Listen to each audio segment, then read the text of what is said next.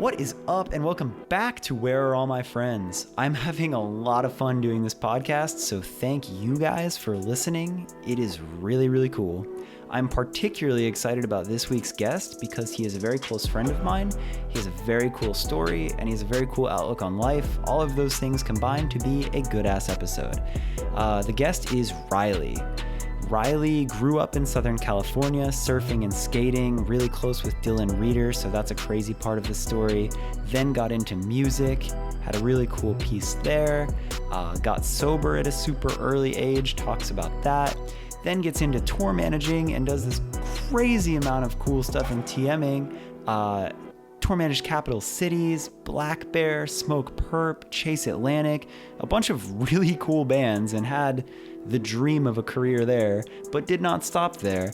Got to a point where he had always played music and always done music and decided to chase his own path, and we talk a lot about that. In the year that he's been doing that, he's accomplished an insane amount. He's gone on tour with Young Pinch. He's on tour right now with Boogie. He did some of Warped Tour, which was really cool. Actually, all of Warped Tour.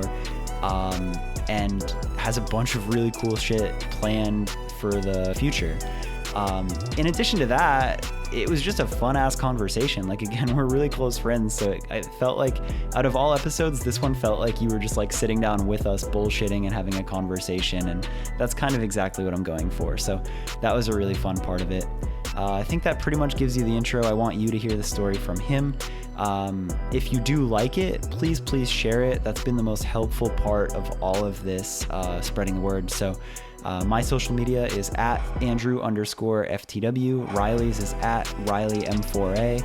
But yeah, just screenshotting the episode and sharing it on whatever social media you want has been really fucking helpful for growing this. So I think that's just about as much of an intro as you need. Let's get into it. Enjoy this one, because I really did myself. All right, well, here we are. Thank you so much for coming here and doing this. I've been wanting to do this one with you for a minute, so. Fuck off. Can you hear me? Is this loud enough? Just gain it up like fucking crazy right now. All right, cool, so we're good. Welcome to the podcast. We have blown out your speakers already. You are welcome. Enjoy. Welcome to the show, Andrew. How are you doing today? This is something that I've wanted to do for a while now and get you on the podcast, so I'm glad that I'm glad we're doing it. Dude, I'm really excited to be here. I know you've been talking about doing a podcast Next question. For a long... Okay. So when did you want to start doing this podcast? Well, it came to me, I don't know, a couple months ago. Next question. Yep. How old are you? I'm 16. Next question. What car do you love the most? Next question. Porsche 9... All right, cool. No, thank you for having me. I'm stoked that we're actually getting to do this. We've been friends for fucking about 10 years now. Actually. We've literally met on the Millionaires Tour. When you I was literally going to start start this by being like, yo, so how did we meet? And it was Millionaires 2011. No, it was before that. Was it 10? Yeah. No, because I was dating her. Fuck, what year was I dating her? End of 2009, 2010. So I think it was 2009, end of 2009, early 2010 that tour was. Okay. Yeah. So we met on that tour. Yeah. And literally didn't know that we'd become as good of friends as we did, which Not was at all. Sick. Well, because it was funny because you were nice to us. Like, yeah, there was no... That's just me. Regardless of us being friends or not, like, Right. You were just a nice dude. But it's funny, like, going back, like, even we did that whole tour not knowing that we both, like, were deep into the car community as well. And, like, there were so many things. Yeah. The sickest part about it. Because no one, like, obviously touring, we have some friends that are, like, car guys. And then you don't find out because you're so deep into this music thing and what we're hustling every day to do. And then after, years later, we didn't find out that we both had the same mutual love for the car community. Like the same car community. Yeah. And had mutual friends and all of that shit in this world. It was so sick. Yeah, because it's like, it's so rare that like any of that, like there will be like people in music that'll be like, oh yeah, like I love sports cars or whatever. But to be like, yeah, like I'm obsessed with making my car too low and breaking oil pans for no reason. Like my life. It's rare to have that cross. And that was what we are. Yeah, I like that. And still have to this day Prezi and like That it's so crazy, like that whole world connected, and like I know, and like even like Gino now, like on the West Coast, like you're friends with my East Coast friends, and I'm friends with your West Coast friends. I mean, that's the best part about it, and that's what's so cool about this. Probably sounds so weird to so many people who are jumping in, like listening to this. I thought this was a music podcast. We immediately stemmed into like the car community, but that's how we found out like the opposite side of like why we were friends. You know what I mean? Music, of course, is always going to be the first and foremost reason that brought us together, but to see that we had this love for something so off the wall that normal people have no idea about is rad. Yeah. Well, to me, it's cool because it's like we became friends just because you were nice. Then we became friends because we liked cars, and we've stayed friends. And like, you're one of those friends where not only do we have all these same common interests, we've also both like diligently chased a path in like doing as big of things as we can in music. And like, you have that drive. So like, it's another point where it's like, dude, I fucking love you. Yeah, of course. So yeah. So what I like to do with the pod is I like to start off by like the beginning. So like, take me back to, I don't know, like early days. Like, where are you from? Like, what was early life? A little bit about me. I like long walks on the beach. Mm-hmm. I like yoga and stretching. What's your favorite color? Zello. Okay.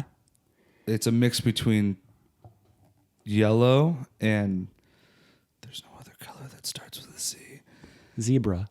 And zebra. It's basically a zebra but with yellow stripes. Yeah. So it's new and exciting. No one's probably heard of it, but it's going to get a lot. It's going to be like the new trend this year. Kids are going to love it, and then they're going to put a trap snare and trap hi-hats to it, and then it's going to be a whole new music genre. So over Zello. Yeah. There we go. And then you can actually see how much your house is worth on it too. That's right. Yeah. So you're Zello. From Zello. You grew up loving Zello. Yeah, so I'm from I'm born and raised Huntington Beach, California. I lived in Westminster when I think my parents lived there when we were like, I think I ended up moving out of the Westminster house to Huntington, which is all Orange County area, basically. Moved out of Westminster to Huntington when I was probably about 7. Mm-hmm. Growing up, Catholic school, kindergarten through 8th grade. Really? I didn't know that. Oh, yeah. Whoa. Full blown, like, which was great. Like, that's what my dad's side of the family, like, and same with my mom as well. Like, they're all, like, Italian, Catholic. Like, that was big Italian family, the whole deal.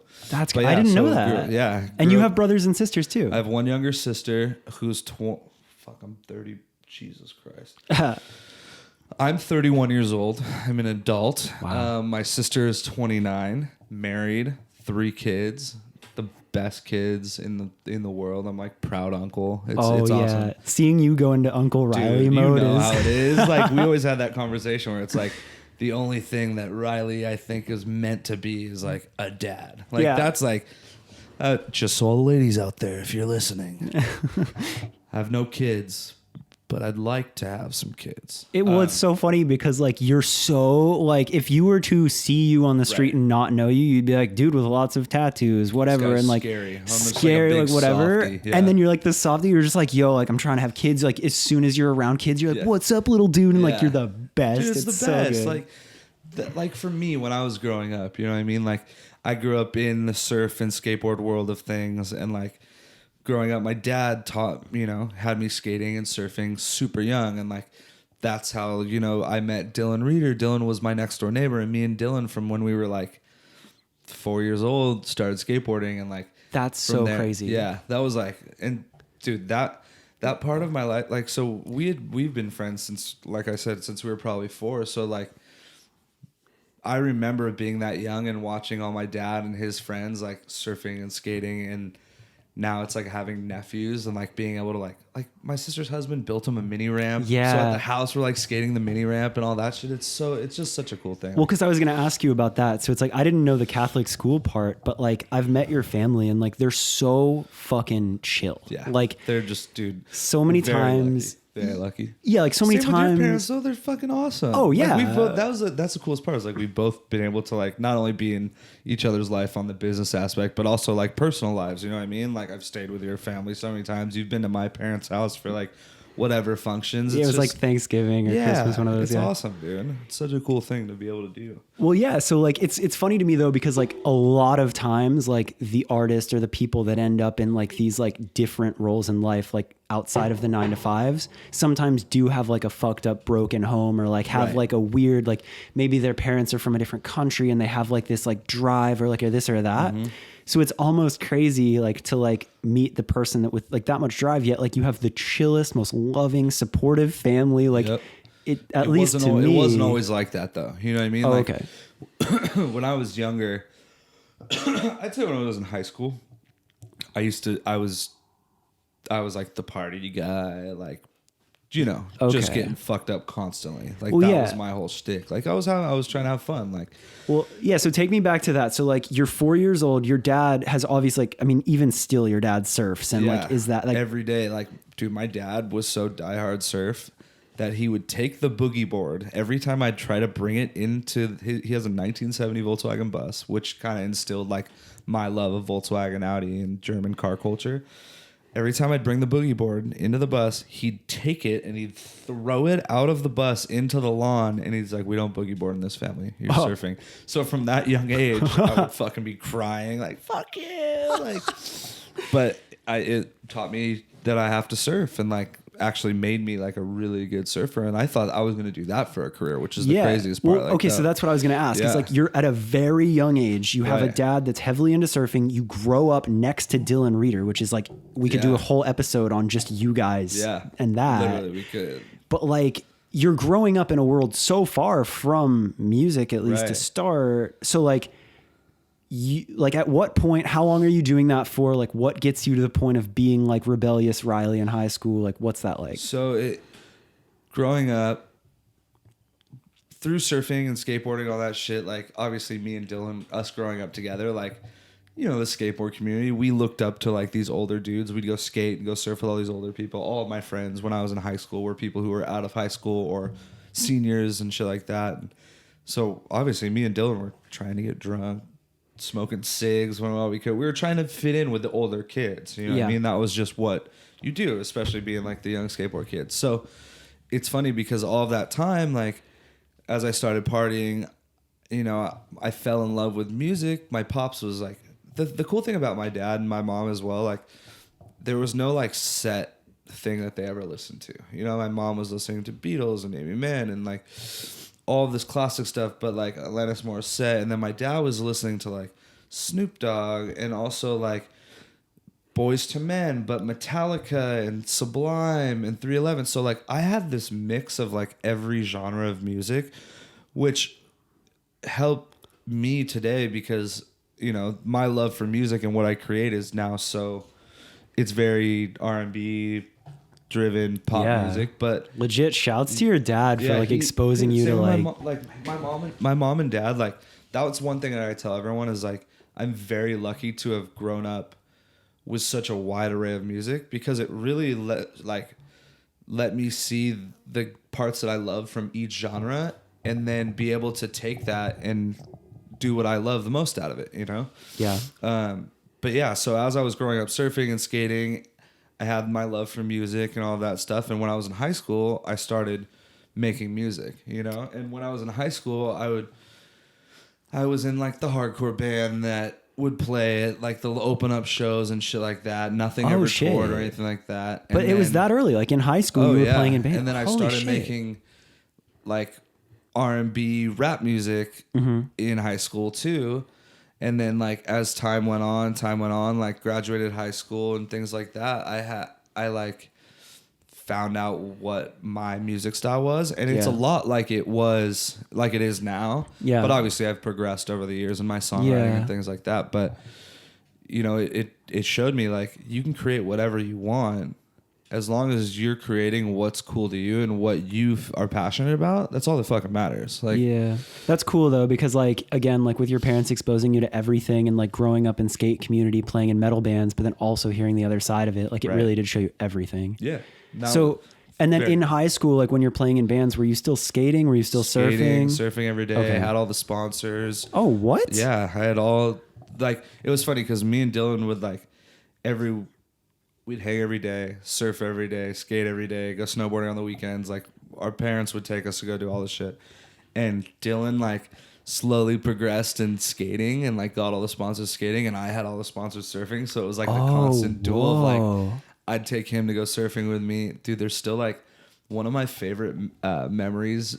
We went skating all day, and then at the evening we went out for a surf, and the waves were huge. Like, and it was me, Dylan, my buddy Joe, and then my other friend Dave. And my dad always has surfed the same spot at the cliffs for as long as I can remember. We always go to the same spot too. When I went to go surf, me and Dylan, Dylan catches a wave, he goes inside, and then I catch this set wave, this huge left, and I do this air and land right in front of Dylan, and everyone, it was Dylan and my friend Joe paddling, and I was like, what the fuck? Because like I could still surf. And the same to this day, it's like I'll go surf with my dad, and I like won't surf in like months, and then I'll go out and surf, and I'll do something like that in front of him. My dad's like, fuck you, man. Yeah, because I can still surf. It's like riding a bike, dude. Once you get like a few waves in, you're like, wow, I can. But yeah, that's so crazy. Yeah, it's wild. I grew up skateboarding, and like I can still skate a little bit. I can hold my own, but like I didn't start surfing till later, and like I'm fine, but like I don't know. I can't relate on that. Like that must be nice to be able to like get out there and like do it like riding a bike. I think like anything, it's just like being persistent. Like with whatever career, whatever you're doing, it's like my dad would take me surfing. The waves would be way too big for me to be out there. Yeah. But he'd make me paddle out, and I'd get my ass kicked by the waves. Yeah. But it taught me to not be afraid of the ocean, and that I could do it, whatever. And I don't think if he would have like made me go surf like that or as much as he did, I wouldn't have been as good as I am. Or it also kind of teaches you that lesson so early, right? Of like the persistence. 100%. Like 100%. So many of my friends that like skated and anything like that, like those alternative or like I don't even know what to call it, like the non-traditional sports, right? Like I feel like that shit teaches you so much, because it's like if you want to land that kickflip, or if you want to learn that trick, you like have to do it over and over, and you're gonna eat shit. And it's like funny how much that applies. So it's like it almost explains another part of you, like the fact that you are so just driven. Well, dude, and I learned at a very young age, like, you know, going back to like the relationship with my family and things like that. It's like when I was in high school, like me and my parents didn't have the best relationship. But it drove, like, I moved out of the house at 16. And is that because you just went too hard on like the party side? I was partying. I was being when you're that teen, you're being an asshole. And I'm sure a bunch of people will be able to relate on that. It's like, when you're younger, you don't really appreciate everything that you have and what has been given to you.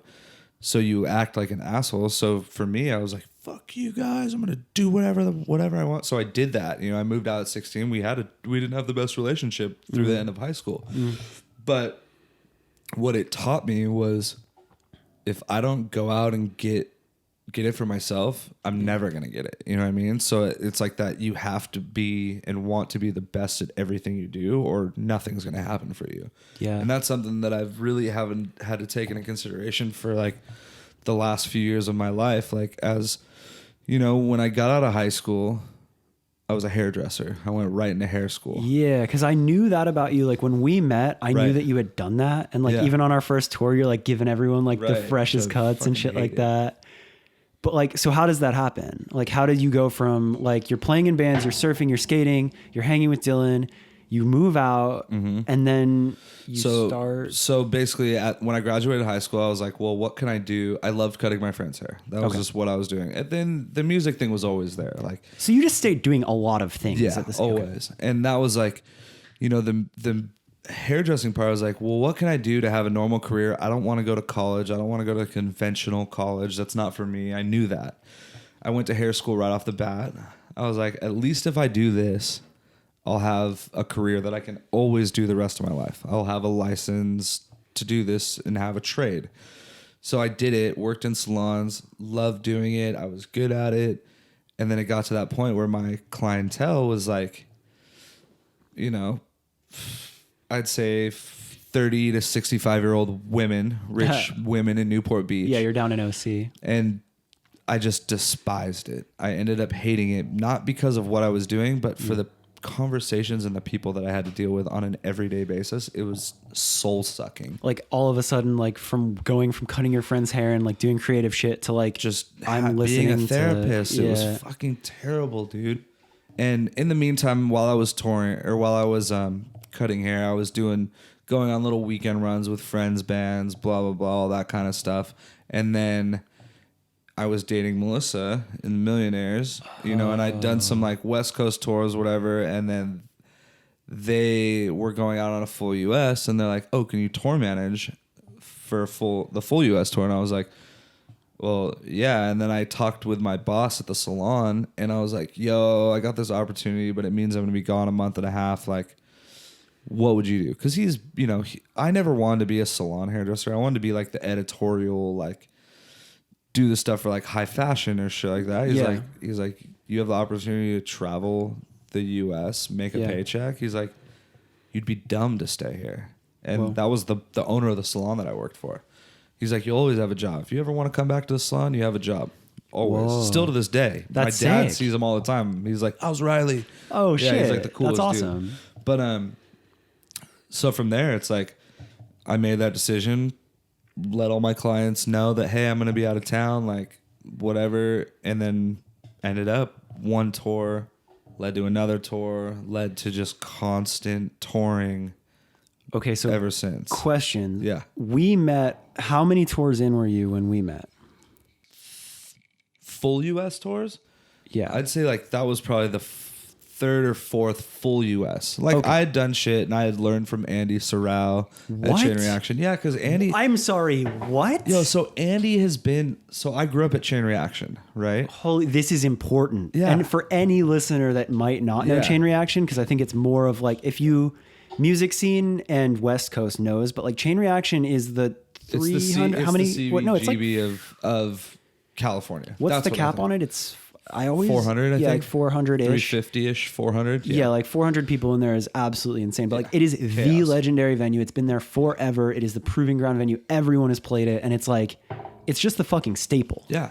Okay, so Andy, what? so I grew up going to that venue, right? Holy, of course, yeah. So that was my local spot since I was a kid. Andy Sorrell didn't own it at that point. Was just like a partner in the club. Yeah. Andy, I knew, stuff on the front end of the touring side. Andy really showed me like the back end of things, like settlements and all of that kind of shit. Because Andy, I was always asking questions. I wanted to know shit. And Andy was like one of the people who was like, yo, this is what you need to know, what you need to do, things you need to... Because I was always like, how do I become better? How do I become like the best at this job? And again, like for the listener, if they don't know, Andy Sorrell is like Andy has done everything. Everything you can imagine. He's in this booked world. crazy huge festivals. He's worked at probably every cool label you can think of, and has just been in the scene forever. Like truly, like one of the best dudes in it. Andy so like put on the very first show that I played as an artist, headline show, in 2009. He let me play Chain. Didn't make me sell tickets, let me put on my own show there. And at that point, I actually made money on that show because there were so many people that showed up, which was crazy to me. Oh my God. And then from there, booked me on another thing. The headline, it was some touring band. The headliner was like, hey, can you play before? So the headliner made me close because I didn't want all the people that I had to leave. God. And that was in the beginning of it in 2009. That was what was cool to me is I knew when I started this shit for real. Yeah. My music that the people who were listening loved it. Yeah. And it was something that I had to give up almost because you go through those points in life where you need to make money and you need to be a real human and pay bills and all of that shit. Well, because we sidebarred a little bit. So how old are you when you're doing the whole the full-time hairdresser thing? Because you go from I got out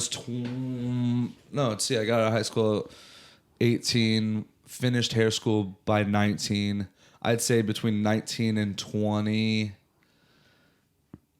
I'd say 19 to 21 was when I was full-time hair salon, but also touring part-time. Yep. And then by 21, I was touring full-time. Okay. I made the decision to tour full-time. And so even though you were doing that full-time, you were going out with your friends here and there. You had your own music. You had met Andy. You're still skating. You're still doing everything. But your money is coming from hair. Right.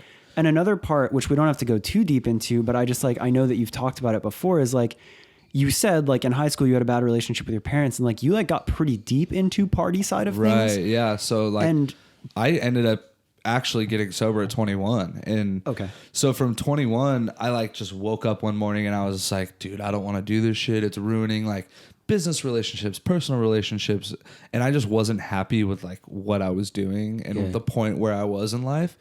So at 21, I actually stopped doing everything. And I was just like, you know what? I need to focus on me and my career. And I don't know what it is that I want to do with my career, but I know it's not partying, which is taking up my time. You know what I mean? Because by the time I met you, you were like very focused. That was not you. Right. Yeah. And I think that like really helped me over the years. Cause you know, from that point, and I think what every artist and manager and et cetera loved was that I was always the sober reason on tour. Mm-hmm. So that when there is shit going on that's chaotic, because everyone's fucked up and being a nightmare, there was at least one person that was like, okay, he's level-headed. He can think logically. He's not wasted. Like, I think it helped me a lot as a tour manager, you know? But you also had the other side of you where it wasn't like you were just always the stuck-up kid that like hadn't experienced life. You had experienced it so much where like you could treat somebody that was partying with respect and bring them back down to earth. And like you had such a good view of both sides from so early. Yeah. And I think that very lucky for that. Yeah. Cause dude, I got to see, you know, cause I get it. Like I understand how it is. And like, you truly do. I totally get it. And like, I see both sides and you have to like look back at these situations and be like, oh cool. That's like not that person. That's not who they are right then. They're just in the moment, and whatever is affecting them is affecting them. And that really helped me a lot as a tour manager. And I think that's what kind of stemmed my career up. And then also my hard work and being willing to help, you know, friends and teach people things, because all the people who are in this game as tour managers, crew, production managers, etc., they all taught me. So of course my friends who wanted to learn and people that were like in my life, of course I'm going to help them, because if someone wants to do something bad enough, why would I hold that back from anyone? Yeah. I want to be there so everyone can achieve what they want to achieve. Yeah. But you just have to want it. I'm not going to fucking hold someone's hand. And I did that. You know what I mean? I helped a bunch of friends. Like, I can literally vouch for that firsthand. Like I was pretty green to touring, and especially tour managing. That was probably like my second or third tour I ever tour managed. You were always good with Excel sheets. Always been a big Excel guy. You're a good spreadsheet guy. I like my cells. But yeah, so that like, I don't know, that is cool. And I can vouch for that firsthand, because even by the time I met you, you had an extreme air of confidence, and like you were very kind and you didn't hold it above. And like, you know, we were the opening buy-on band, and you still were so real. So that's cool. Well, and that, just going off that part right there, it's crazy because I always tell fans this on stage when they always say like, whatever, when everyone tries to treat me like I'm some special deal, I'm like, I always tell fans this every single time. I was like, the only difference between me and you guys is that I'm the one that gets to be on the stage and sing. There's nothing else that's different. We're on the same playing field. We're all fucking people. And Elohim, who's like another artist that I fucking really respect. Yeah. She's like this female pop EDM songwriter, producer. Like, we had this conversation the other day, and I was like, I just love that you treat everyone as humans. It doesn't matter how old, how young, what you do for a job. It doesn't matter. It's like, we're all just people trying to do what we love. You know what I mean? That helped me a lot. That's so fucking good. Yeah. You know what I mean? Where did that come from? What? Just being that a good person? Like that attitude. Because there's not enough fucking good people in this world, dude. That's something still to this day. Like, if I wasn't the good person that I was, I don't think I would have gotten anything that I have in my life. But since I've treated everyone like, dude, I'm the avid guy that would walk into every venue, and it didn't matter if they were a stagehand, the person counting in merch, the bartender, the promoter. Didn't matter. I'd shake everyone's hand, and at the end of the night, I'd tell everyone thank you for their help, because everyone's working. You know what I mean? We're all here trying to make one thing all come together and happen. But I wonder, like, you really, like, that is you through and through. And like, you know, like maybe that's like your parents just being such good people or whatever, but like, I wonder where that comes from in the sense. I think a lot of it had to do with my parents for sure.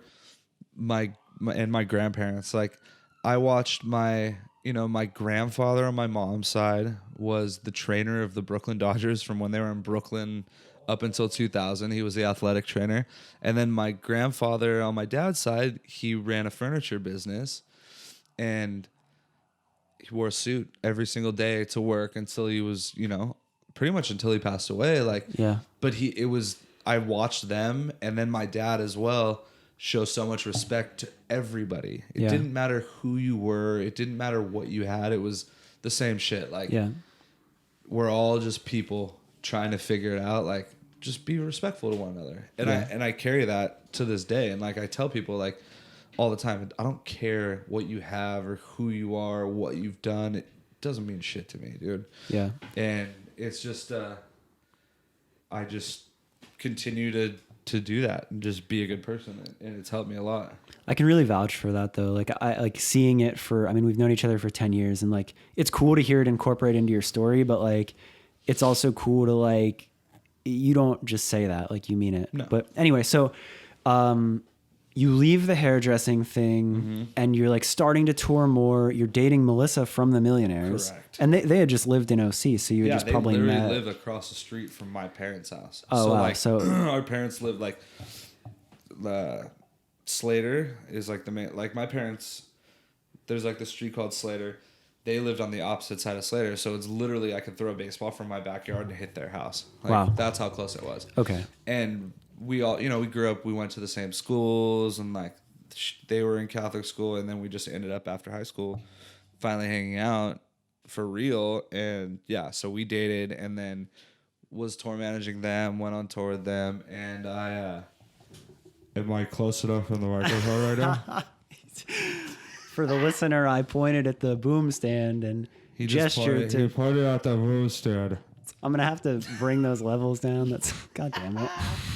That's what I'm saying. If this does not explain our friendship, what'd you say?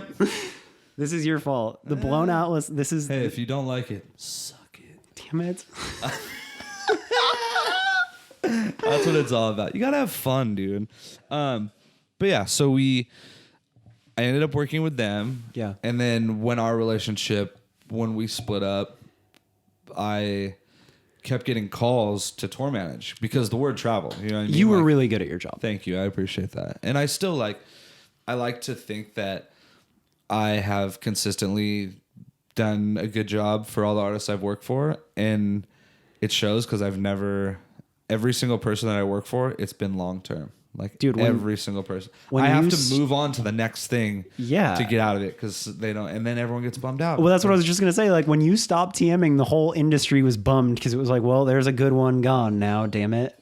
So, it's so funny that you say that. When, like, towards the end, so the past, I'd say, like, fast forward, like, I've been a tour manager for all these years, right? Well, I don't want to fast forward too much. Okay, because, we'll like, get into that. TMing. Yeah. Cool. Go ahead. What do you got? Well, okay, so you... Can I smoke cigarettes in here? Damn it, Riley. You should really make this cigarette friendly. You got an ashtray? When you finish TMing, I hate you so much. I hate you so much. Hell yeah, brother. Okay, go on. You split with Melissa. You had TM them for a long time. That was a really cool thing. But then you went on to just continue to TM, and you probably didn't expect that, right? No, I did. I mean, when I made that choice to leave the salon full time, it was like I was only going to tour as a tour manager. Like, I made that decision. Like, it was one of those things for me where I was like, I don't want to get stuck in the salon. It's not what I want to do anymore. I want to make this solely my career. And at that point, like, I was friends with Evan, who was in Ghost Town. And then from after the Millionaires thing, it ended up I went out with Ghost Town. Yep. And I was with them for a few years. And then did that. And then, dude, just like constantly, it was like, I haven't sent out a resume in 4 years. Yeah. Solely because word of mouth travels. Yeah. And so then you went from, you TM'd then from probably like 2010 till I mean, dude, 10 maybe till 13, like consistently. Yeah, a lot. Because you went from Ghost Town into. I don't even know. So I did Ghost Town. I did New Year's Day. I did Set It Off, which that was how we met before. Yeah, that was a full circle moment. That was so funny. Oh my God, yeah, that was so when I started. Yeah, when I took the TM gig. Yeah. You basically passed off the torch. That's right, because I stopped TMing Set It Off, and I started working at Equal Vision. Correct. And then Set It Off needed a TM for Warped Tour 2015, and Equal Vision needed media. So I went out and got to ride with the boys. So we're on the same bus again. It was you TMing. All of us together. I was tour managing. You were on the bus. We were making espressos every morning, sitting on the porch. Like, dude, that was such a fun thing. Like. And that was obviously like, I can't remember. That was probably like my third Warped Tour at the time.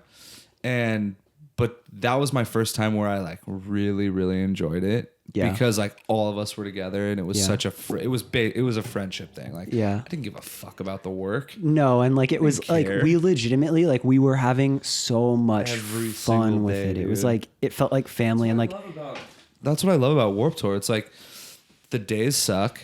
I tell people this all the time, and it's the worst and best tour you will ever do in your life. And I'm so grateful that I've gotten to go from having a band on a small stage to the next stage to the main stage, all the way to the end of it. And then the very last year of Warped Tour, Kevin lets me play Warped Tour. So I got to play as an artist Warped Tour, which is something that I didn't think was going to happen. And I got to, as I eat a quesadilla and we talk life.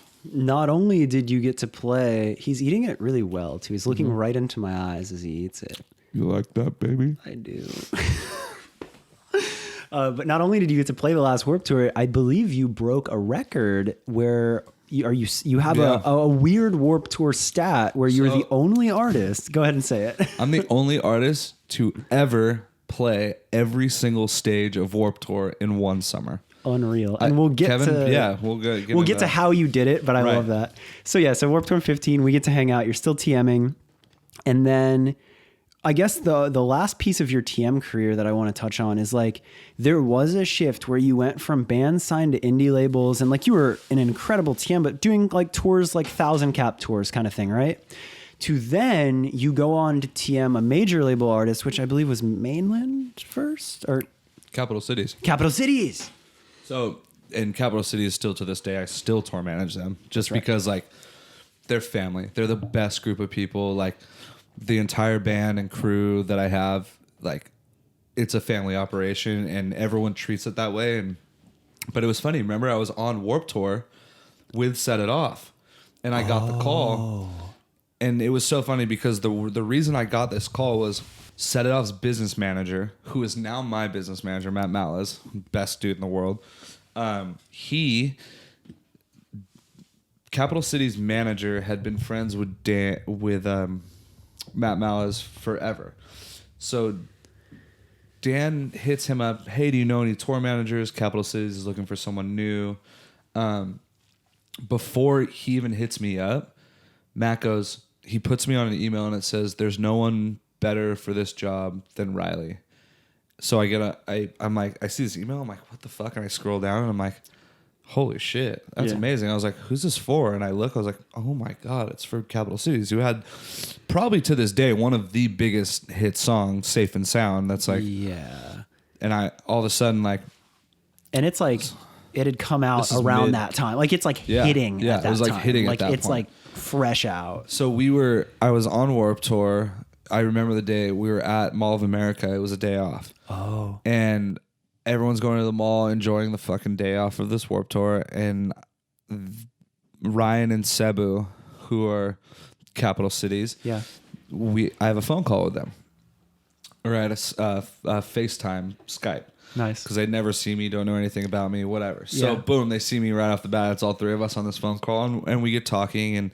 And for me, every artist that I work with, like, there's two really important parts as a tour manager of what you have to be aware of and what you need to do for your client. And one is A, make sure you're always saving as much money as possible, and B, making sure that the artist can spend as much time with their family as possible. Yeah. And those are super important things to me. Like, especially as the artist develops more family, like if they have kids and shit like that. Exactly. And it's cool. And so, we had this full conversation, me, Ryan, and Sebu, and at the end of it, I was like, look, end of the day, guys, all I want to do is make sure that we're doing things efficiently as possible. And I was like, Seb, you have a wife, kid, Ryan, your girl. Like, I was like, all I want to do is make sure that you guys can be with them as much as possible, fly them out when we need to do. Like, I just want to make sure that you can do this and stay sane. And they both paused and they're like, no one's ever brought that side of it. They're like, that's very important to us. And I was like, I come from a huge family, like not my immediate like parents. I only have one sister, but like I come from a giant family. Like my mom's side's from 5. My dad has 9 in his family. So I was like, family's important. So I was like, that's one thing that I always want you guys to know is like, I'm here to make that happen when we can.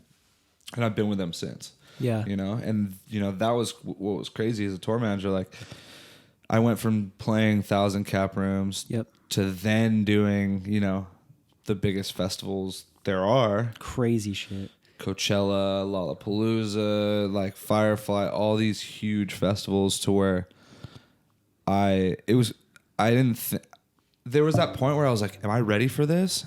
And I had to ask all my friends, like my tour manager friends, they're like, dude, there's no one readier than you are. Yeah. And I had to think back and look, I was like, it's all the same. It doesn't matter how big it is, it's the same. I love that you say that because like I think that for a lot of people like deeper in like touring world, there is kind of that divide, right? Of like you can go do the independent tours, independent labels, get up to about 1,000 cap venues, House of Blues.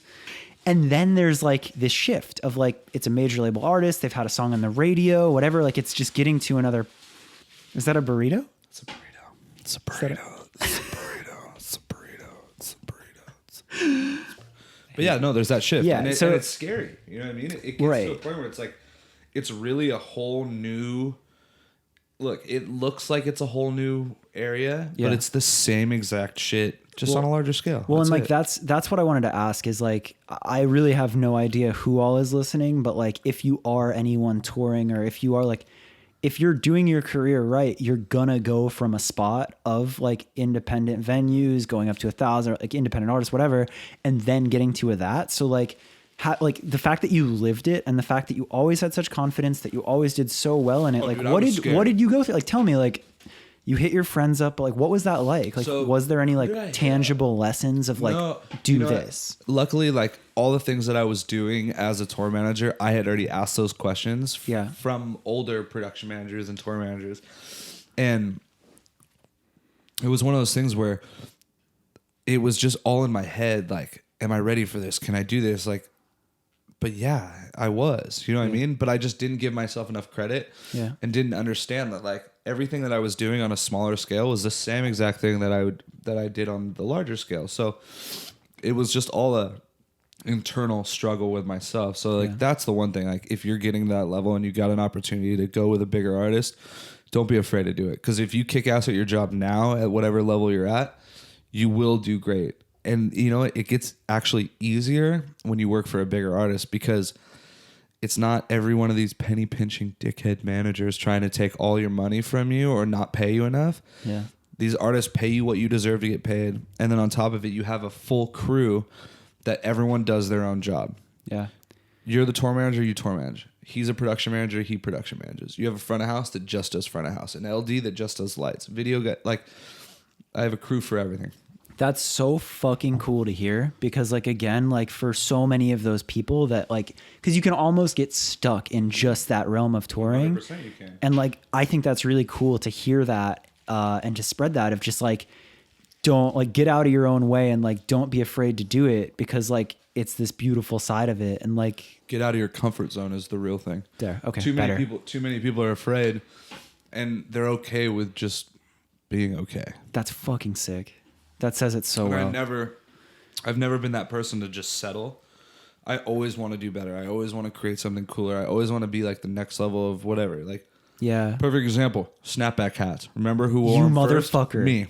Remember who who didn't like them? You. I hated them. Mm-hmm. What was the trend right after that? Snapback hats. we go. You've done it to me so many times. I It know. started with snapback hats. Then there was dad hats. Then there was your stupid shoes. You were wearing the most ridiculous running shoes. And I was like, brother, these aren't Vans. And you're just like, you just wait. And then all of a sudden you wore dad shoes first. Every fashion trend. But yeah. You have to just don't be afraid to be and do whatever you want, but also just like don't be afraid that anyone's gonna say something. Because at the end of the day, like if I was worried about everyone else's thoughts and shit about me, I would never have done anything that I've done to this point. But I'm confident in who I am, what I do, and what I create. So Yeah. I don't give a fuck. I don't care about what idiot next door has to say to me or like. Yeah. There were so many people. You know what's craziest about all this shit? As a tour manager, Yeah. I didn't say to a single person that I make music at all. No one knew that I made music. Not a single person. I didn't go, oh, I got this side project, blah, blah, blah, like with Capital Cities, with Blackbear, none of that. No one knew I was an artist. Yeah. Solely because I wanted to just do my job and be the best at my job and not have people think that I'm there for the wrong reasons. And that shit in itself has helped me so much because when I made the decision to stop tour managing and just be an artist again, obviously it was something I wanted to do my entire career. But I had to make money, I had to pay bills, and then this last year now the last 3 years have been Blackbear and Capital Cities that I tour manage. Yeah. So you went, like, you made that jump. And the last piece I'll say on that, which I thought was cool, like with you making that jump, was like you did, like I watched you step up and have that confidence. But I think the other side, and you kind of said it, was like, I don't think you were ever afraid to ask, you know, like for the little things, like switching from like bus rentals and like all of a sudden you have to get nicer coaches and things like that. You had made so many friends off of your goodwill and you were never afraid to ask. So anything that you didn't know, it was just this very chill question of being like, yo, like I needed this or that. And that was so sick. But yeah, so Capital Cities starts. And then from there, you kind of kept getting work at these bigger levels. Yeah. So I've done, I did Smokepurpp. I've done. Oh my God, I forgot about that. I still do perp stuff every once in a while. And what's dope about the perp stuff, and kind of backpedaling to that part where when people ask for help and like want to learn, like I'm so willing to help them because that's how I was. Perp's creative dude, his name's Raheem. Yeah. Raheem I met when I tour managed Perp those times. We've become great friends since then. And he's like, yo, I want to learn how to tour manage. And I'm like, why do you want to learn? He's like, because I want to do more than just be the guy that's helping write video treatments and I want to know what to do at all times. So if there is a problem, I can take care of it. I was like, cool. And he hit me up 3 times about it to learn. And finally on the 3rd time, I drove over to his house and I sat down with him for like probably 5 hours and front to back taught him everything he ever would need to learn. Yeah. Because he had the drive and the motivation to want to be something more and to learn something and just like constantly better himself. So it's like, he's one of those people. And that was what I saw a lot of myself in him. Yeah. I was like, I'm going to show this guy everything because I don't want this job with Smokepurpp. I love him as an artist and I love who he is. And I want Raheem to have this job. So he's the one that everyone can go to. And that was like me. It was one of those cool things, like full circle. I saw him wanting to learn and be that guy. You've always kind of had that mentality of like everyone can succeed, everyone can eat. Like you don't need to just be the only, like it doesn't have to be that competitive. Never. I mean, even with me, you know, like when we were both scamming, like you were so quick to share stuff and so quick to help. And I always will. Like that's the part of it that like people don't get is like, you don't have to like, my goal is not just for me to win and leave everyone behind. It's like for me and all of my friends to win. Yeah. You know what I mean? Like, what's the fun of having a fucking rad car if you can't drive it around with your homies who have rad cars? You know what I mean? Like, I don't want to go to like this beautiful exotic place by myself. I want all my friends to come along with me because they have worked hard. Like, we all need to win together. And that was like, for me, I can't stand when these fucking artists or people and all this shit think they're so much better than everyone else and they like exclude people out of situations. I don't fuck with that. So I made it a point to be the guy that's like, yo, if you're my friend and have been for the longest time, of course I'm going to do whatever I can to help you succeed because you would do the same for me. It's so sick. It's such a good lesson. Like I wish more people had that mentality. But okay, so you teach Raheem. Is he still is he TMing now? He's actually doing now. He's like merchandise managing for like he was just on tour with Lil Mosey. He goes out with Purpp all the time. Like he does a bunch of shit. So he leveled up. He did it. Yeah, he did it, and he's killing it right now. And it's something I'm so proud of him. And it's crazy. I hear like people be like, "Oh, you taught Raheem how to do everything," because he's like so stoked that I did. I'm like, yeah, like I will gladly do that forever. Who wants to do it, you know? That's sick. So yeah, I did that, and then everyone, Riley M4A on the gram, hit him up. M4A, R-I. He'll teach everyone. So the first year I did Coachella with Capital Cities was crazy. I told myself I'd never go to Coachella unless it was with an artist, and I did that, and they were headlining their stage. We played against Radiohead. Radiohead's fucking console crashed. It was chaos. There was like fucking 20,000 people watching Capital City's set. It was rad. That was like my first time. And I had a full production set up with this crazy huge prop. Like it was wild. But then the next year I had blackbear as that. Yeah. So I tour managed Bear. And how did that come about? Bear, I met Bear randomly. So we've had mutual friends like our entire since we were both in the music industry. And I was at emo night one night and Bear was with my good friend Travis. Travis was doing creative direction shit for him. The Travis that I just met? Travis Hardy? The Travis that we were at the Echo when you played. Yes, Travs. Oh yeah, shit, Travis that's crazy. He's like low key behind the scenes on a lot of shit. He was like on the start of Young and Reckless with Drama. Like he helped do all that shit. But so they were both at emo night. This was 3 years ago, 2.5 years ago now. He comes up to me. He's like, yo, I wish I knew that you were the tour manager you were prior to this tour or whatever. I'd take you on this tour. This was like before I was even working for him. I was like, dude, it's all good. I was like, if you ever need anything from me, don't hesitate to call. Through that tour, I was getting calls from like venue people and things like that that they just like needed help like with their setup. So from home, I was like helping them out. Really? Just out of the goodness of my heart. I was like, I want this guy's show to run amazing because he deserves it. He's the fucking most talented artist. And he was always super cool to me. And then from there. And if Travis vouched for him, like. Yeah. And Trav, and that's the thing. It's like Trav is one of those creative fucking people who's just like so hardworking and like he was involved in it. I was like, whatever I can do to help you guys out. Like, totally. You knew it was good people. Yeah. So I did. And.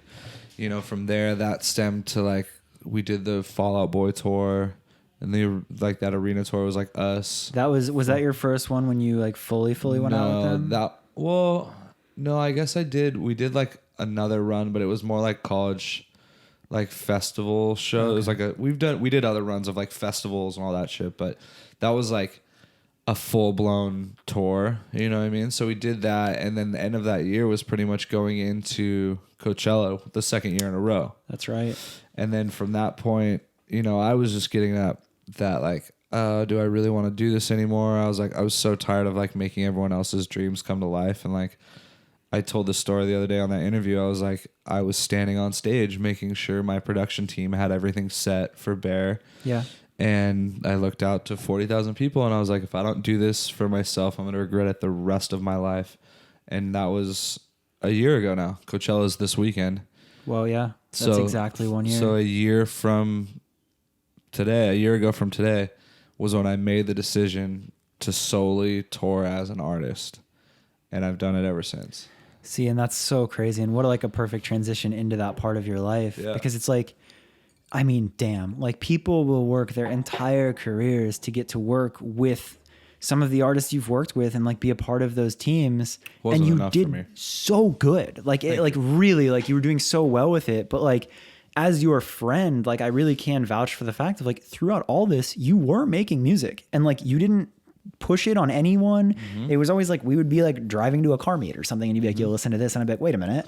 Yeah. And like it was always there and like you'd always joke around like on tours, like you'd like check monitors and sing and it was like, wait, he can actually do this though. Yep. It was wild. So just gonna stand up. Oh, okay. Just Just adjust my pants here if anyone's okay. watching. Okay. To all the viewers watching this live.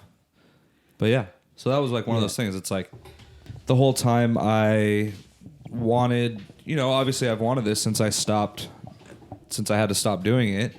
And that was the deciding point. I was like, look, I've done this for so long and I've done everything that I could ever want as a tour manager. I was like, what's next? I've done all the biggest festivals. I've played all the arenas. Like, yeah, you kind of, I have to do it for myself. Yeah. And I've made it a point. Like then right after that, like Young Pinch took me out on my very first tour, which was crazy. Like that was my first tour as an artist. Yeah. So I went on that.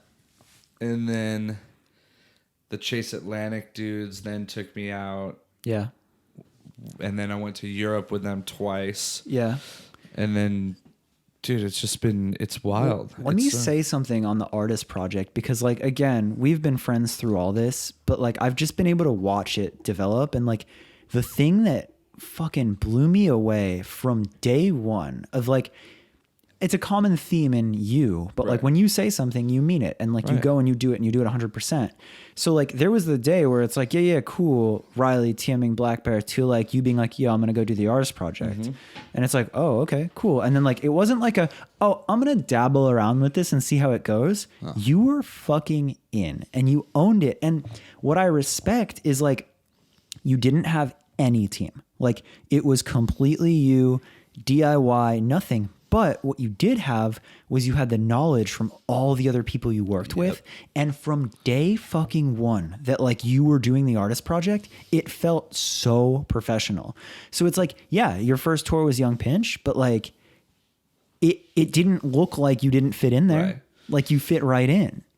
And dude, that was one of the coolest parts is like, most of the people who say if they were in my situation went and started their project back up because it was something they were passionate about. A lot of people would have relationships with people and then the music would suck. So it's like, but for me, in my case, it's like everyone fucked with me on a business level, from major labels to managers to booking agents to all these things. Yeah. They loved me as a person. Yeah. So as soon as I released music and the music was good, they're like, yo, how can we help? You've been good to us for so long. Like, what can we do for you now? Yeah. And I still haven't pulled favors. Like I've like taken tours and things like that because people want to help and like that kind of thing. But at the end of the day, it's like, I haven't had to really like pull major favors and things to get places because like the music kind of spoke for itself. And I obviously spoke for myself, just me being who I am as a person. And it's been a very, I mean, I don't know, dude. I'm fucking grateful for like being able to do what I've done. Yeah. And it's like, I love that. I love that there's both sides of it where it's like, you're extremely humble about it and you are grateful, but there's also like this, like you're extremely honest with yourself and like, not to punish your friends and to like ask for favors that are hard to pull off. Yep. And it's like, it's crazy again, kind of like as the friend looking in, to see just what that's done for you, because it's like by you just putting out a good product and being a good person and believing in it more than anyone else, these opportunities have kind of naturally come to you. And that's 100%. A really cool thing to see. And it's a cool lesson, I guess, to watch. I think the like part that was really cool on my end, and I was like, for example, the blackbear thing, like the whole time I worked for Bear, he had no idea I made music, had no idea that I had this project, any of that shit. And for the last, like you had almost a full EP, like while you were working with him. Yeah. I was working on it all the time. And then it was crazy because he finally found out and he goes, how did he find out? I don't know. Maybe the internet or like his brother or something. But he goes like, he's like, why didn't you ever tell me you had a project? Yeah. I was like, because you paid me and took care of me so I could do my job for you, which was tour manager. I was like, I didn't need anything else. I was like, we have our friendship relationship. We have our business relationship. I was like, I'm not here like everyone else to try to like ask you for shit and do shit like that. And he's like, no one's ever done that for me. And I was like, dude, we're friends. He's like, dude, I would have helped you if you asked for things. I was like, but that's not what I was here for, dude. And now, moving forward, he fucking asked me to go to Brazil. I opened up for him in Brazil. How crazy was that? Because you just got back from that. Just got back from that. He's going to feature on the album. Like, and these are all things where I didn't ask for these. He's like, yo, I want to feature on the album. Yo, I want you to open up for me. And that was solely for just being a good person and like not fucking poking your friends in the chest and saying, give me this, give me this, give me this. It's not cool. Shouts to him too for He's like, a great dude. He's like seriously I respect him so much and I learned so much from him. Not just creatively, but like just about making sure that your creative vision is always first, you know, and knowing your worth. And like, because we were talking about that before the podcast started, of like throughout your artist project, you've had this integrity or this like, you have a vision of what this is. Right. And you're not a dick about it, but you also will not compromise. I will not. And you have had so many people come to you and like so many opportunities or different things that you could have done and you never fucking compromise. No. So you got that from him? A lot of it from him, but also it's like seeing a lot of my friends get fucked up on signing bad deals and working with bad management and all of this shit. I've just seen it happen over the years as a tour manager. Yeah. But, you know, I just know I'm not naive. I'm not a kid. I'm like, it's so funny. Every time a manager would hit me up, like, they'd be like, oh, we want to work with you so bad and blah, blah, blah, blah. And I'm like, cool. Well, here's a little background about me. Yeah. And I give them the whole spiel about like me as a tour manager, what I've done, who I've worked with, what I've done on my own as an artist.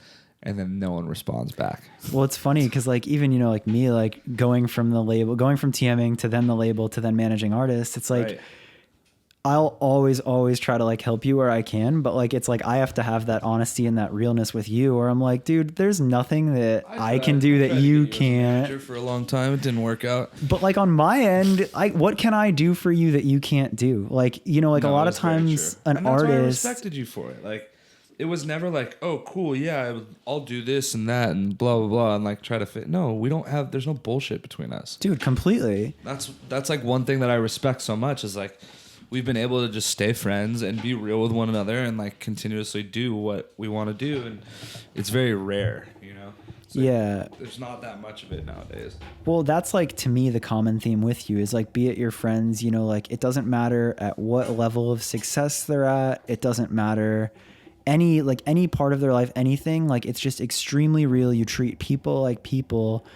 And like, you know, so it's like, I'm sure that's why across the board for every situation in life is like, everyone's on the same playing field. Doesn't matter. And that was why I think this is going the way it's going for me is because I've never like been that guy who was like, I'm too cool for you or this situation. It's like, no, I call it shaking hands and kissing babies. Like bottom line, like it doesn't matter. Like I'm gonna shake everyone's hand and I'm gonna, oh wow, you have a beautiful child. Like it doesn't matter. Like, but it's also not fake. Like it's not. That's just who I am. Yeah.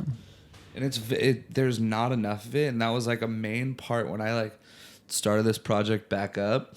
I was like, look, I'm so sick and tired of all this bullshit that's going on with like the same song being made over and over again, the same marketing plan being put into place so that these artists can progress just like the other artists. I was like, I'm not this fucking cookie cutter bullshit. Like, I'm not doing it. I'm not going to fake something in order to get to a situation that's better off for me. It's like, I'm going to do what I want, be who I am. You either fuck with it or you don't. And if you don't, that's cool. It means it makes no difference to me. Right. And I've done that the whole time, and I've literally watched it like slowly go up and up and up. And dude, it's only been now it's just a year, but the EP's only been out 8 months. Which is crazy. So the other piece that I want to talk about, and like I know I said I wanted to get back to it, so here it is of like, so it's been 9 months, a year of you doing this, and there's a couple really cool accomplishments and things that you have done.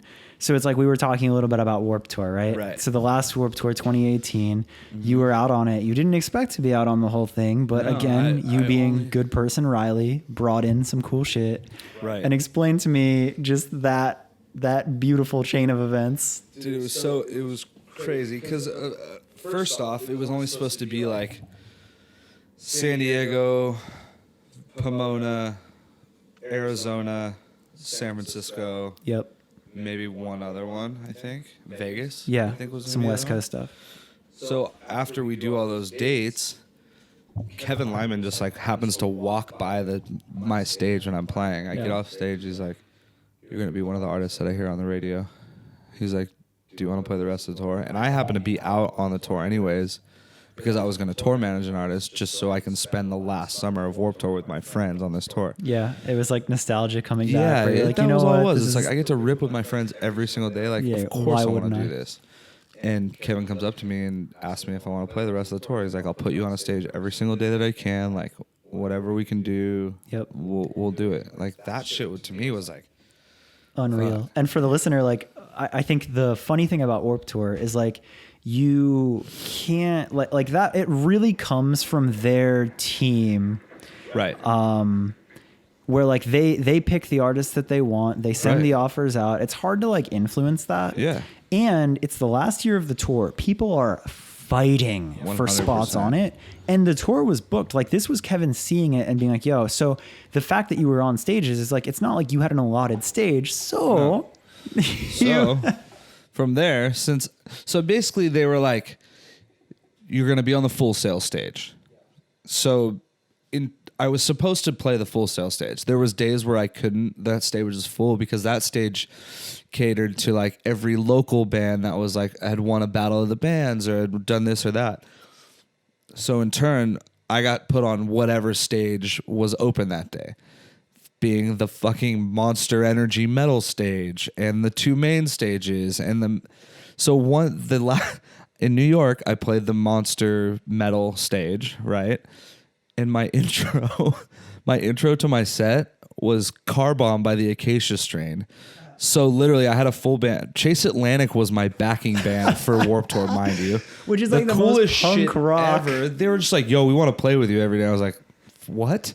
I had everything on stage. And every photographer on the tour you're friends with, so you have like the most fire photos and like it was fucking great. But that was the funniest shit. Like in Atlanta, so 2 days I played on the metal stage. One was New York City, one was Atlanta.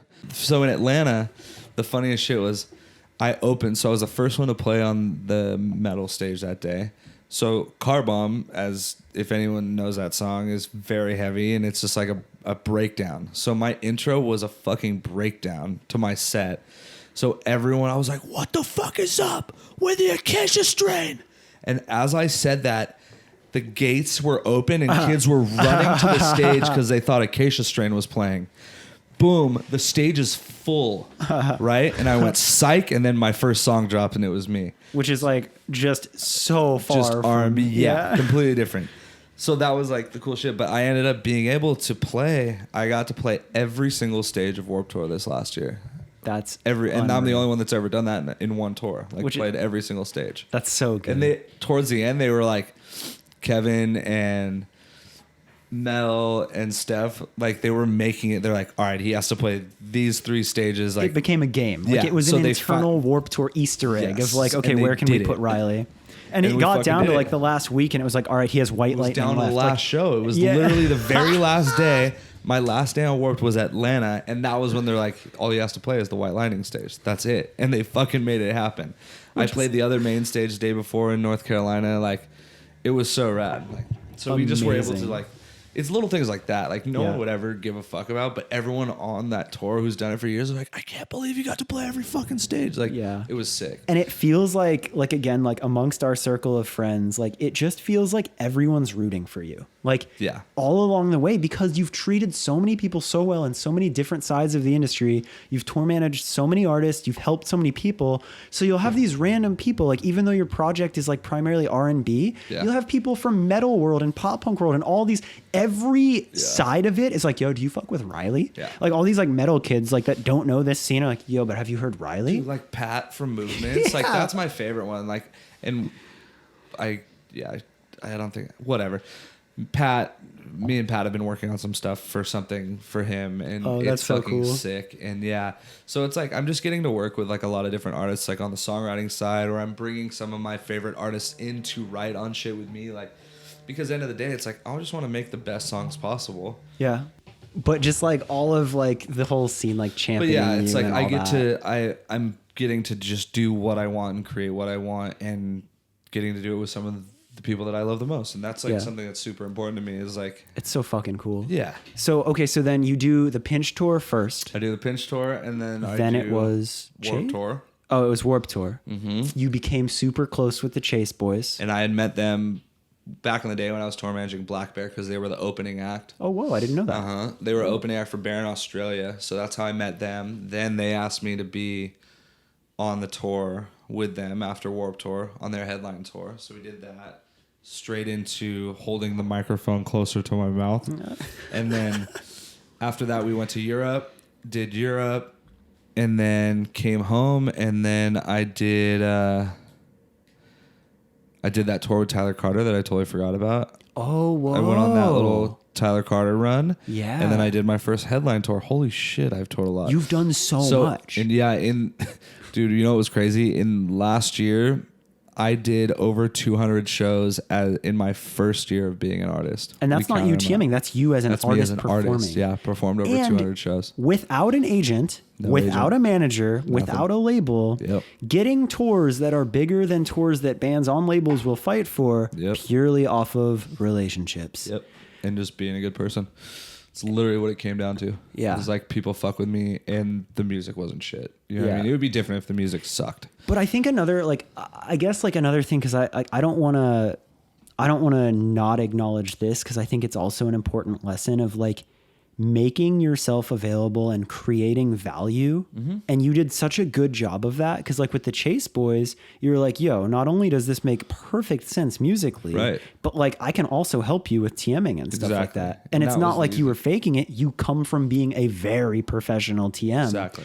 So like you've done such a good job of always bringing value and always like, instead of giving people a reason to say no, you give them a reason to say yes. You make it so good. And like, again, you don't have a team behind you. That's you. Yeah. That's fucking cool. From the creative to the music to just everything involved. It's like I wanted things a very certain particular way and I wouldn't stop and I'm not going to stop until they're done exactly the way I want them. And it's just the drive of seeing people for so many years be able to follow their dreams and creative paths and do what they want to do.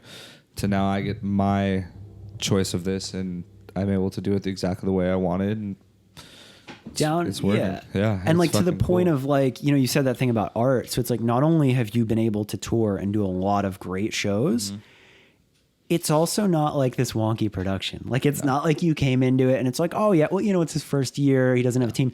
You have a fucking video wall. I have an LED wall. Yeah. You have it's not like some phoned in, it's not like video and footage and content that you like took. Like you've made all of this with your friends because you have these resources. Yep. You have these incredible musicians making these live transitions. Yeah. And like so many of the things in your touring, in your art, like the people that are making the art with you, like, I mean, what, like Chris doing Shelley, who are some of his clients? Ariana Grande, Shawn Mendes. Affordable. Seems affordable for some big TV stars, DIY 30 Seconds artists. to Mars. So it's like you have all these friends that just genuinely believe in you. Right. And now they're just like, how can we help? Because you've helped us or done stuff for us for so long. Like, we want to help you. Everyone. Which is crazy. And that was like, that's the part that I always tell people. It's like, you can selflessly like just be there for your friends and don't expect anything to like turn around or expect anything in return.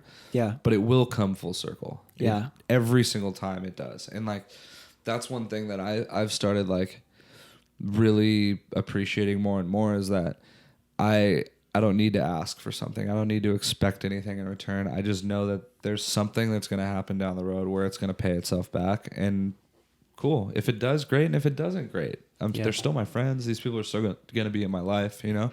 Yeah. So. Well, that's like, again, like a cool part is like, you're not a dick. You're not like cocky about it, but it's also like, you're never leaning on other people for favors. You're extremely self-sufficient. Yeah. So it's like never in any of that. Like it's great when your friends hook it up. It's great when your friends want to help. But if they don't, then, and you are, and you've continued to prove that. And like, again, like it's really easy for an artist to come into this, especially after you've lived the good life touring, to realize that it's not easy and to quit, and you just don't. and you won't. And like, there's just this grit.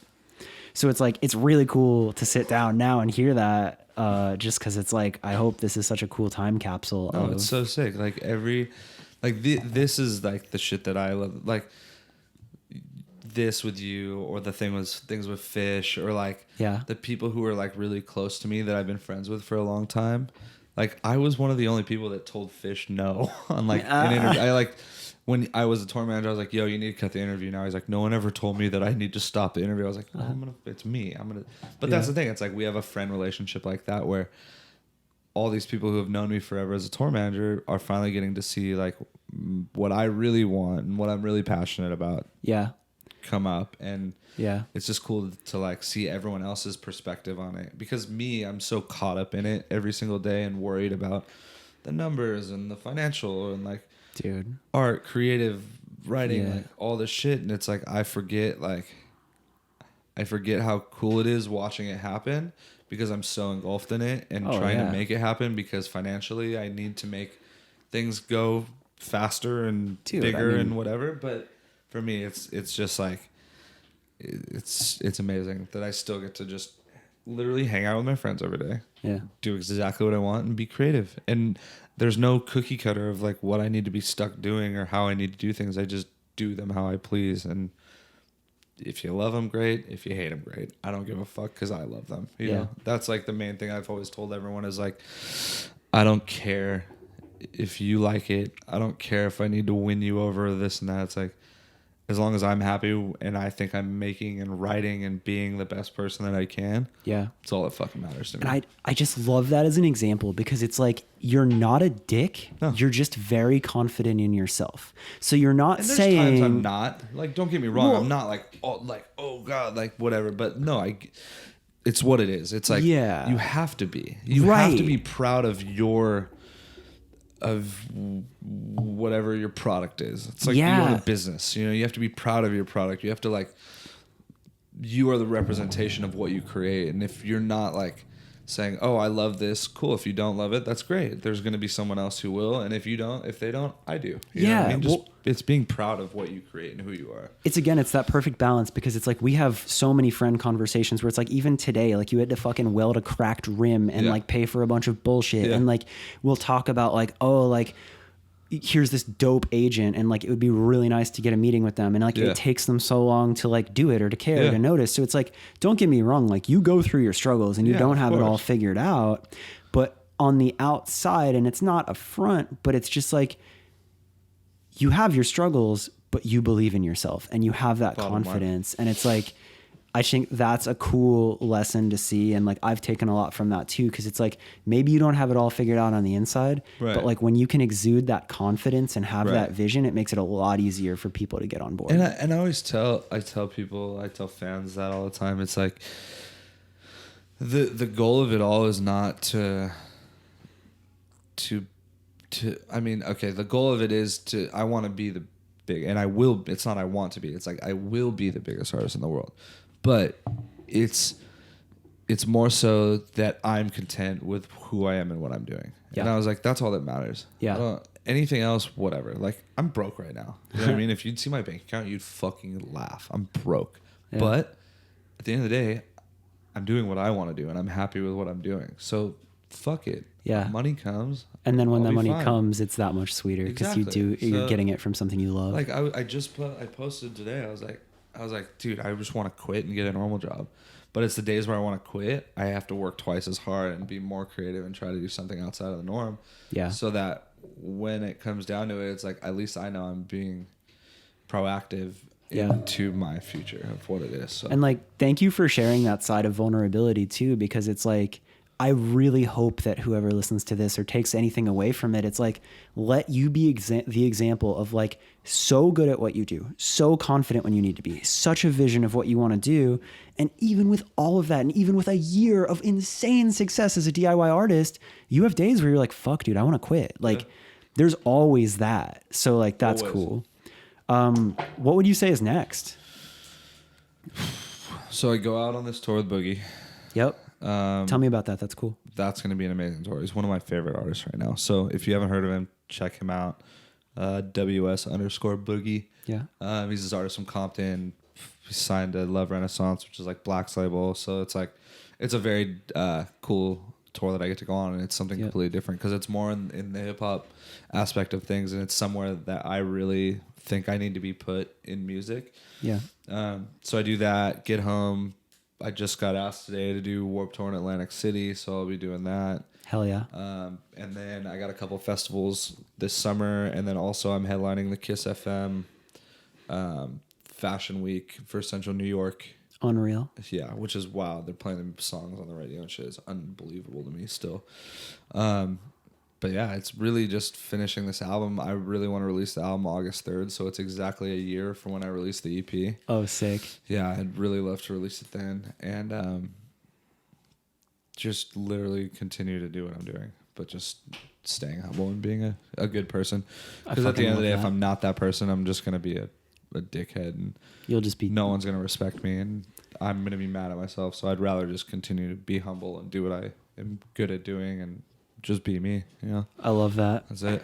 And then I have two others entirely unrelated, but I'll go with this one first. Of like, if you were to go back to Riley cutting hair in OC, doing the band thing a little bit, touring with your friends a little bit, but like clearly at a spot where you're like, I want something fucking better than this.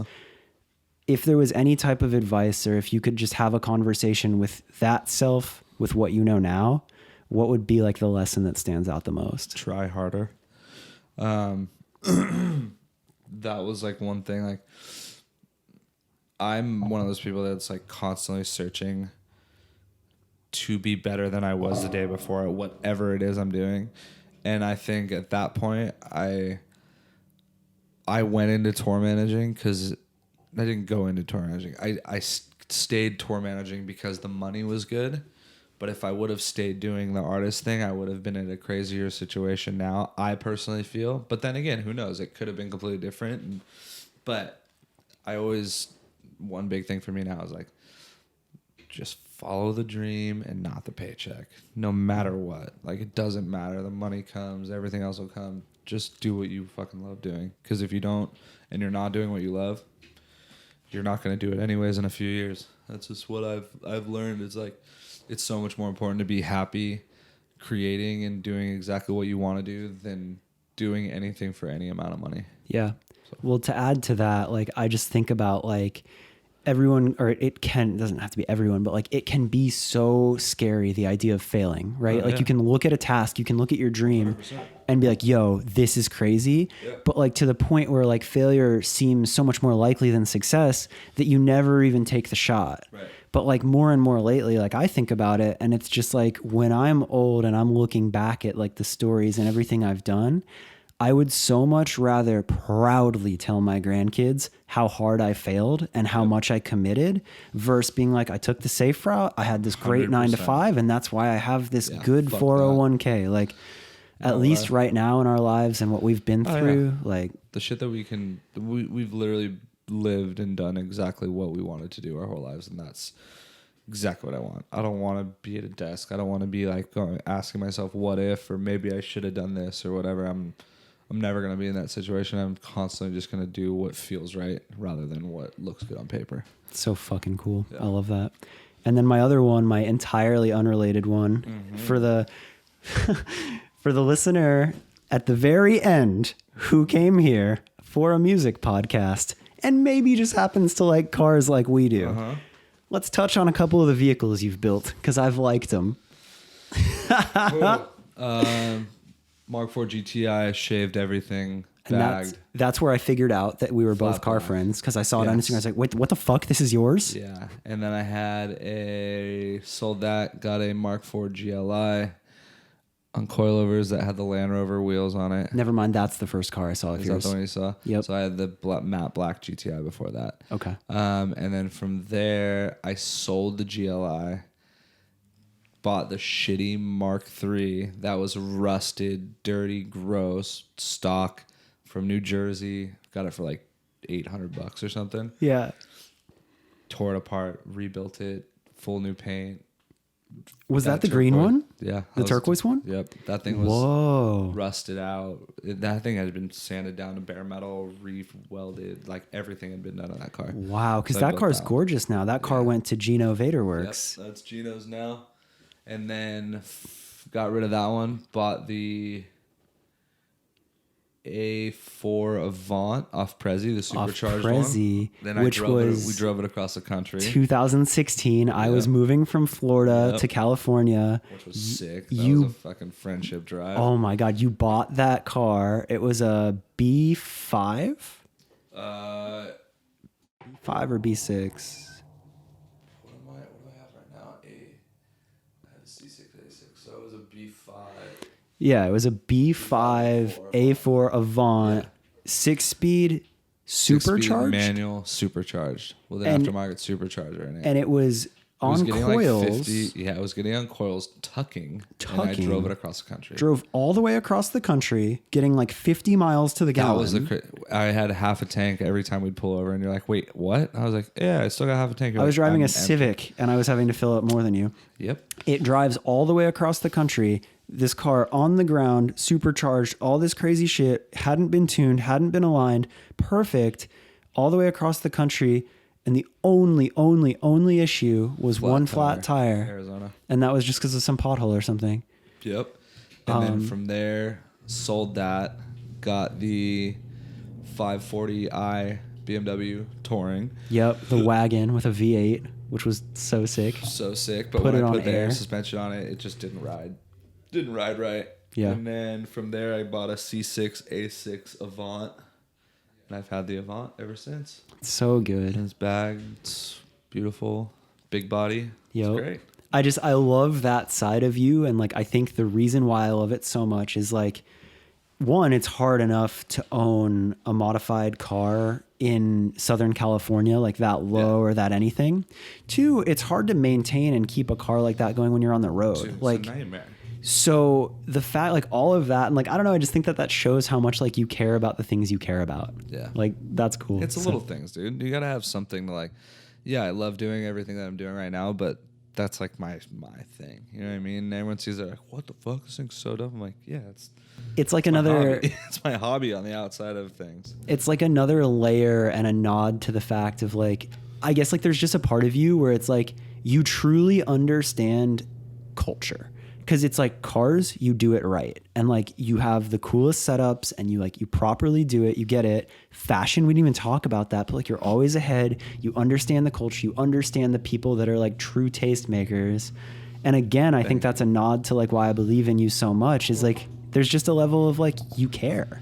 Yeah, and I mean, just to lightly touch on the fashion thing, it's the same thing for me. It's the creativity. All these designers that I love so much are people who like aren't afraid to like stretch the boundaries and like do stuff that's cool, like, and that's something I respect so much because hand in hand for me, it's like I've always been a fan of fashion, like always, and how much it incorporates into what I do in everyday life and what I wear is just like very me, and that's something I always love. Like for me, it's like I was telling someone the other day, it's like for me, audio and visual go hand in hand, and that visual also is fashion, like what I wear on stage and all that stuff. So it's like, I don't know. I'm just, it's cool to be able to do what the fuck I want whenever I want, and I get to be me. I get to solely be me, and there's no if or but or like, oh, maybe I should do it this way. No, I just get to do what I want. Yeah. Like what I want. And you own it. Like, it's like, I think like you can just see like when somebody's wearing like whatever designer, whatever anything, like it doesn't have to be designer. Like when somebody's trying too hard, you can see it in cars, you can see it in fashion, you can see it in music. Yep. And like, there's just a sense of you just being like, you just care so much that you know, like you see your vision of what you love and you rock it so confidently. Thank you. Yeah. Okay. I don't know, man. I think we did the damn thing. I think we did it. I had Taco Bell and I smoked 12 cigarettes in his room, and it smells like a bar. So and this was also a trying one. I hope for the listener that it wasn't too bad. We had like 19 people try to open the garage. Somebody fucking turned on the water behind us. Took a shower and a dump. So I think there was like a dog and like a siren. Like we really powered through some bullshit there. We did it. Thank you for having me, dude. I'm glad that we actually got to do it. It's fucking I'm honored sick. to have And now you. we're going to go to a party at Tony Tomasino's house, and he's a narc. So, fuck you. We don't trust you, cop. No, I'm just kidding. We love you, Tony. All right. Boom. That's it. We're all my Signing friends. off. We're not live. So there you have it, Riley's story. I really hope you liked the episode. He's a really good dude. I'm sure that this is just the beginning for him. So follow him, follow along. I cannot wait to see what else he does. Again, his social media is at RileyM4A. Keep an eye on him because he's going to be doing a lot more cool shit this year. I really think that says it all. Thank you for listening. Come back again next week. Keep telling your friends about the episode. That's all I got. Thanks for listening. Later.